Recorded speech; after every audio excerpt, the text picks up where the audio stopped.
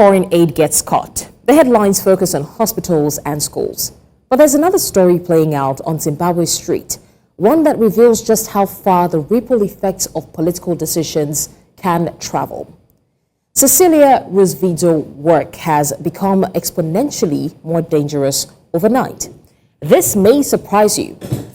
She is a sex worker in Harare, and as many people would probably not notice, in Trump's court to foreign health aid, she can no longer access the free condoms that once meant the difference between earning money safely and risking her life to feed her children.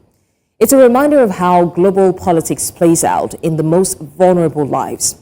When U.S. health aid was slashed earlier this year, it didn't just affect government programs. It gutted the community centers that provided HIV prevention tools, antiretrovirals, and basic health care to thousands of Zimbabwe's sex workers. The mathematics are unforgiving. No condoms equals no work, which equals no food for families. But work without protection equals potential HIV infection, which in a country where healthcare is already stretched thin, can be a death sentence. So the main impact that we see on the ground here in Harare and in Epworth, where we are working, is that we are receiving more requests than before, especially regarding those vulnerable groups, including sex workers. It's like before the US cuts, the system was quite well established, well known by the patient themselves and the people seeking for services. They knew where to go based on the age group, based on the characteristic, or based on the services that they need. Since the disruption of the US aids, that's what is impacted most. They don't know where to go. They don't know where to seek services.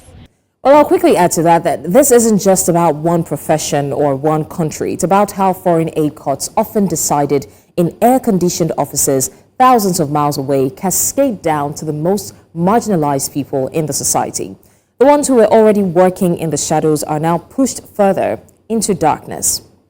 Zimbabwe's sex workers are scrambling for alternatives, but in a country grappling with economic collapse, alternatives are scarce.